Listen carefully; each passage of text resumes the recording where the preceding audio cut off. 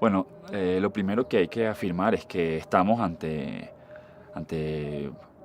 el fin de lo que se entendió como el neoextractivismo progresista en Venezuela, que tenía estas características de nacionalismo energético, participación popular y distribución de la renta a favor de los más desfavorecidos, ¿no?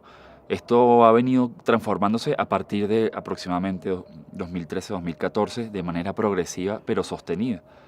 ¿Qué pudiésemos caracterizar en este caso? Me interesa rescatar sobre todo la forma de la gobernabilidad de este extractivismo y la estructura económica que se está planteando.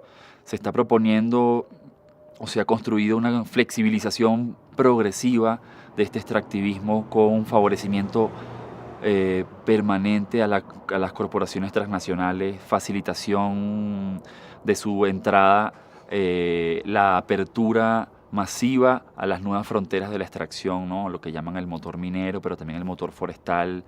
eh, a su vez, formas radicales de desregulación en los territorios, como las zonas económicas especiales, leyes a favor de la inversión extranjera, ¿no? Eh, y un avance de frontera que está dándole un puesto a la minería, a la megaminería, sin precedentes en la historia de Venezuela, por ejemplo, con el proyecto del Arco Minero del Orinoco, que es un megaproyecto, para que se tenga una idea, que abarca el 12% del territorio nacional, que es como el tamaño de Cuba, ¿no? El gobierno se ha ufanado de ofrecer este proyecto hacia más de 150 empresas privadas, ¿no? Eh, en ese sentido, esta visión de nacionalismo energético se ha venido desmantelando progresivamente al mismo tiempo que se ha instalado una forma autoritaria de impulsar estas reformas económicas, ¿no? Lo que digamos destacaría de esto es una especie de instalación del estado de excepción como forma de gobernabilidad en Venezuela.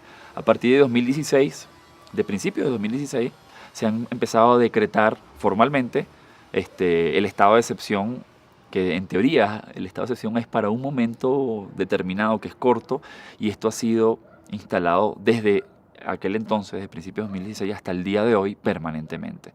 Es una forma de instalar esta nueva fase del extractivismo eh, a- y evitar las futuras o las presentes y futuras resistencias que pueda tener. Esta es una forma de militarización de la vida cotidiana y de los territorios de los recursos naturales se han establecido como zonas especiales de defensa militar, de defensa nacional, eh, y estamos ante una progresiva conversión a un neoliberalismo mucho más definido, ¿no? En ese sentido.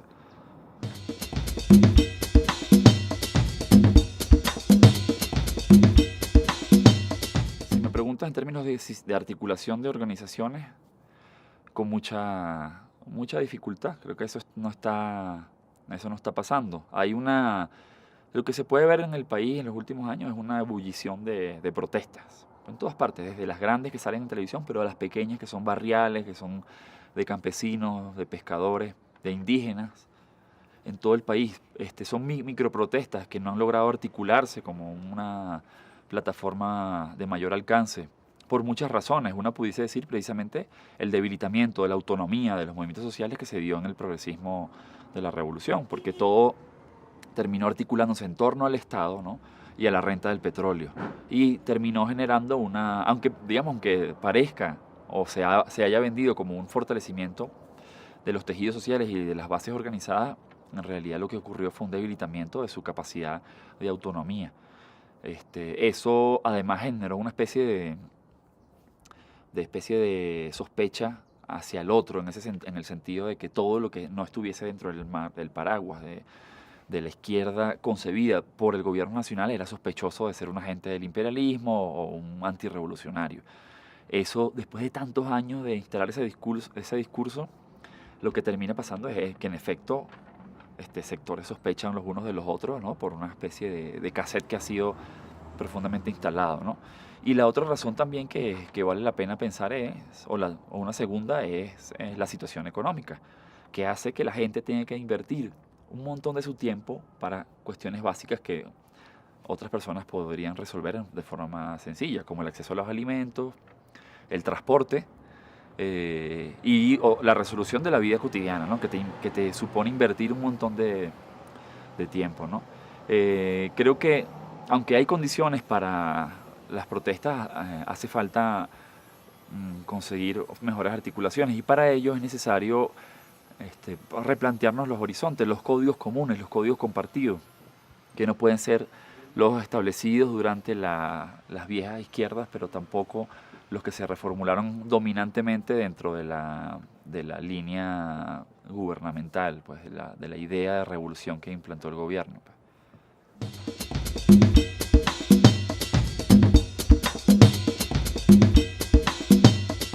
Creo que es muy importante que se entienda varios elementos. Uno es que se está avanzando hacia lo pudiésemos entender, por ejemplo, por lo menos para América Latina, si se quiere, hacia las últimas fronteras. Las últimas fronteras que quedan por colonizar, o por una colonización más profunda, porque muchas de esas fronteras han tenido ya procesos de impacto por proyectos, ambiental, por tejido social, etc. El ejemplo más emblemático es lo que está ocurriendo con la Amazonía. Recuerda que hay 9 países que comparten esta bioregión enorme por proyectos de hidroeléctrica, minería, proyectos petroleros, etcétera, ¿no? Uno de los grandes pulmones, como se ha llamado, de la Tierra está siendo amenazada de una forma brutal por el extractivismo, pero no solo el extractivismo de los grandes proyectos formales, sino los extractivismos informales que tienen mucha relación con bandas criminales, con grupos de narcotráfico que extraen madera, que extraen otros bienes comunes vitales. Eso en cada país está pasando. Los últimos bosques, los últimos parques nacionales están siendo amenazados. Y a su vez, por lo tanto, los pobladores de esos territorios, que suelen ser pueblos indígenas, que están en resistencia en toda la región, ¿no? La virulencia de esta nueva fase del extractivismo también es importante destacarla. Como he dicho, el caso venezolano ayuda a entender lógicas de militarización. La lógica del estado de excepción no diría que es una lógica solo del proceso venezolano. El estado de excepción se está instalando claramente en Brasil, digamos que en México, pero de una forma tal vez más menos formal y más desde las gobernabilidades que se generan en los territorios, igual que el caso colombiano, pero los estados de excepción selectivos, como se pueden ver en Perú, como se pueden ver en Ecuador, aquí mismo, ¿no? Y en ese sentido está estableciendo una especie de extractivismo que parece que tomara una forma de guerra contra la sociedad, ¿no? De guerra contra todo lo que se resista a ello, ¿no? Y eso va de la mano con las leyes antiterroristas, la criminalización masiva que se está produciendo a las protestas y una virulencia exacerbada con asesinatos de ambientalistas. La región que más ambientalistas asesinados tiene en el mundo es América Latina, de largo. Y no es casual que haya esta relación entre ambientalistas asesinados y recursos naturales estratégicos para el capital y territorio en disputa. Otra faceta del extractivismo que es importante destacar, que es la dificultad que probablemente tengan los estados para distribuir las rentas, porque ya no estamos en un periodo de boom de las materias primas, hay mucho menos excedente de las rentas que distribuir y por tanto en las ciudades pueden haber muchas más disputas y por lo tanto estos extractivismos les cuesta más legitimarse a través de esta distribución de programas y políticas. Lo que hace además que sea más, o que necesite más utilizar recursos de fuerza o de violencia para implantarse, ¿no?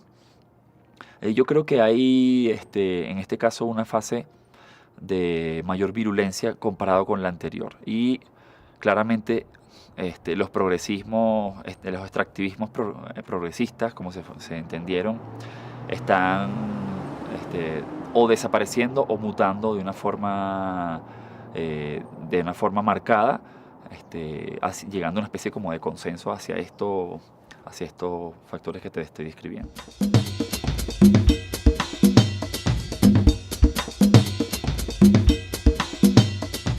Estas alternativas no son unas alternativas para el futuro, existen ahora y han sido pensadas en diversas escalas desde diversos ámbitos y por diversos sujetos, ¿no? En cada país de América Latina puedes ver que existen elaboraciones desde movimientos sociales, desde académicos, desde activistas, sobre políticas para la agricultura en diversas formas, escalas, las formas sobre el turismo, políticas económicas sobre cómo debería distribuirse la renta, qué debería subsidiarse, qué energías se deben subsidiar, qué energías no se deben subsidiar.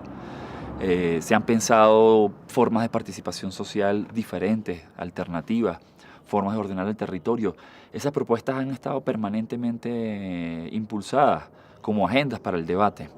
El problema que veo son dos. Una, que han sido sistemáticamente invisibilizadas y muy conscientemente por el poder, que quiere que parezca que no hay alternativas.